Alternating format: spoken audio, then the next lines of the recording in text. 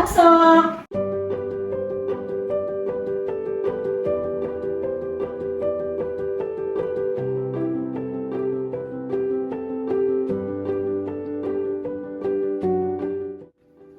Good morning po.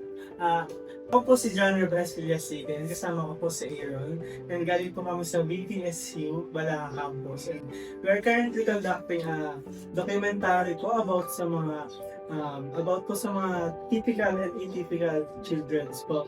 And nandito po kami para mag-ask po ng permission sa inyo para po isang po namin si Ezekiel po as our subject po sa aming case study. Okay lang po? Okay.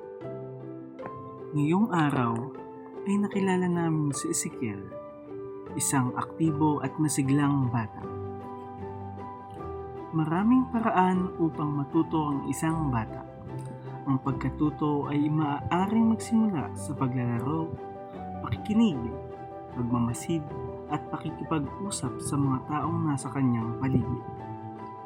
Hindi pare-pareho ang paraan ng pagkatuto ng bawat bata sapagkat ang kanilang kakayahan at karanasan ay magkakaiba.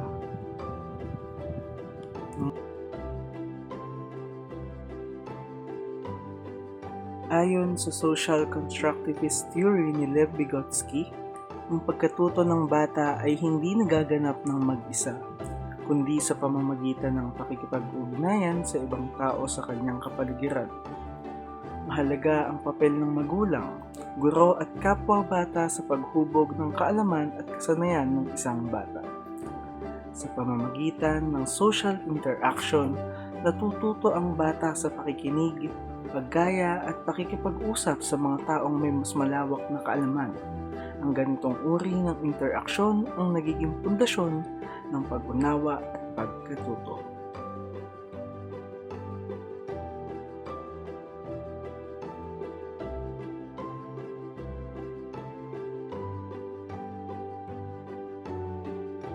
Kapag ang isang bata ay nahihirapan sa isang gawain, mahalaga ang scaffolding o pansamantalang paggabay.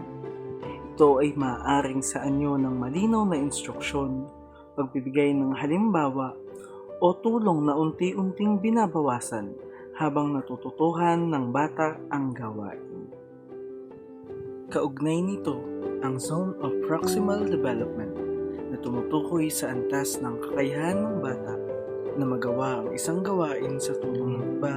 Sa loob ng zonang ito, mas nagiging epektibo ang pagkatuto kapag may tamang suporta at pagkabay.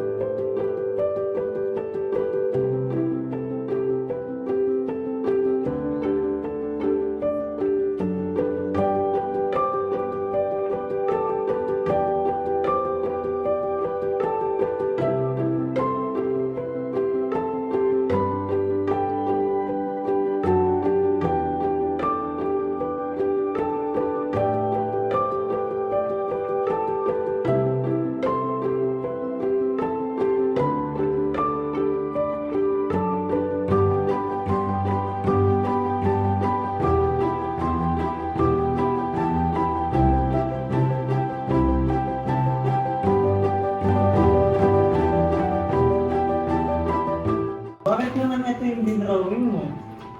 Kasi po, ayan po ang tradisyon po na mga Pilipino at sana po din Tapos, nung habang dinrawing mo ito, di ba, nakuna tinutulungan kita. Ano yung naramdaman mo nung tinutulungan kita? Masaya po kasi mas napadali po yung pag-drawing ko po dahil po sa inyo. Tapos, di ba, iniwan na kita, nung ikaw na lang mag-isa yung drawing. Ano naman yung mas naramdaman mo nun? Madali din po kasi po natutunan ko na po yung drawing. Nag-enjoy ka naman sa ginawa mo. Opo.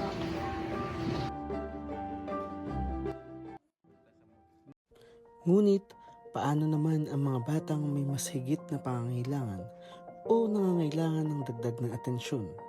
Paano nga ba sila natututo? Natututo rin ba sila sa parehong paraan o may mga estratehiyang mas angkop sa kanilang kakayahan at pangangailangan?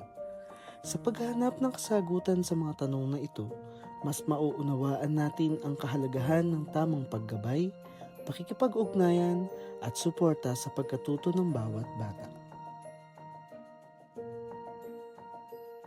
Hello. Gusto mo maglaro? Gusto mo maglaro?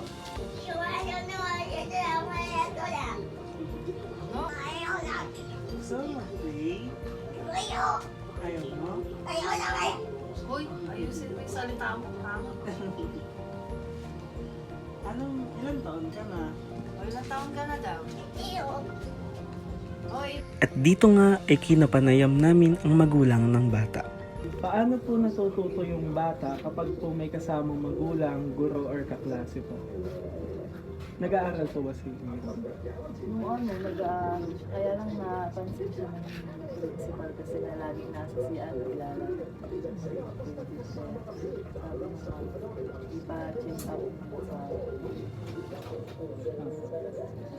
Bali, ito muna natin. na-stop po siya. Bali, paano po siya? Dito po sa bahay or sa mga kalaro niya po or dito po sa, kahit po sa mga kasama niya po, paano po siya natututo?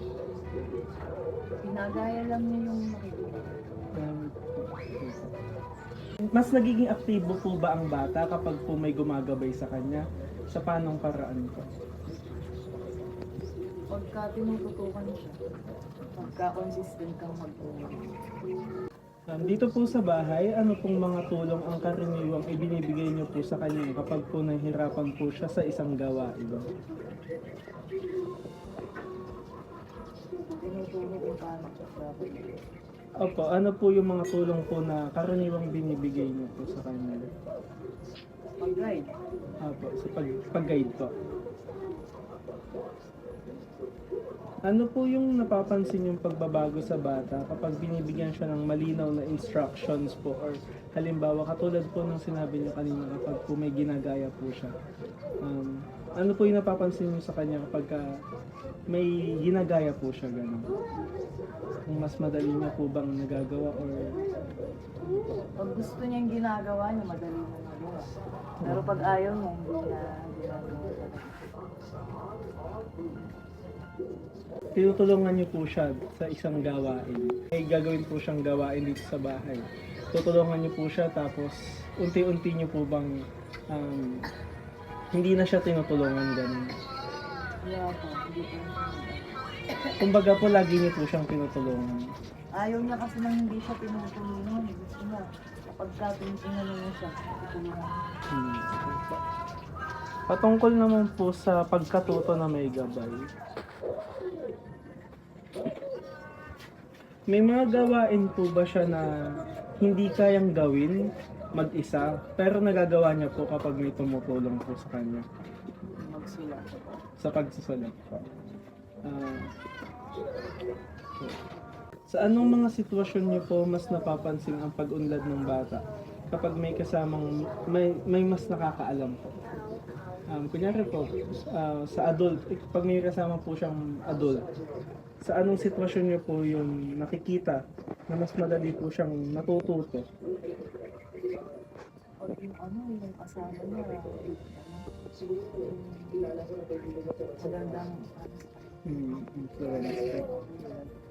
Bali, Aaron! may mga kapatid po ba siya or kalaro po siya dito? Oo.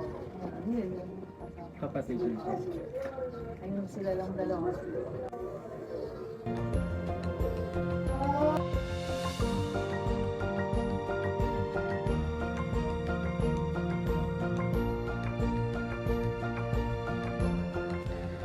Sa huli, makikita natin na ang bawat bata ay may kanya-kanyang pangangailangan at antas ng tulong upang lubos na matuto at umunlad. Hindi pare-pareho ang bilis at paraan ng kanilang pagkatuto, sapagkat ang bawat isa ay may natatanging kakayahan at kondisyon. Makikita rin natin ang pagkakaiba ng kanilang behavior pattern depende sa kanilang kalagayan. May mga batang madaling makibagay at mabilis matuto ng mag-isa. Samantalang ang iba ay nangangailangan ng mas malinaw at mas madalas na paggabay upang maunawaan ang isang gawain. Sa perspektibo ng social constructivist theory, ang pagkatuto ay hindi lamang nakabatay sa individual na kakayahan, kundi sa kalidad ng pakikipag-ugnayan at suporta mula sa mga taong nasa paligid ng bata. Sa pamamagitan ng social interaction, scaffolding, at pag-unawa sa kanilang zone of proximal development, nabibigyan ng pagkakataon ang bawat bata, may typical man o atypical na kondisyon, na maabot ang kanilang buong potensyal. Sa ganitong pananaw, ang pagkakaiba ay hindi hadlang sa pagkatuto, kundi gabay upang mas maunawaan kung anong uri ng suporta ang kinakailangan ng bawat bata.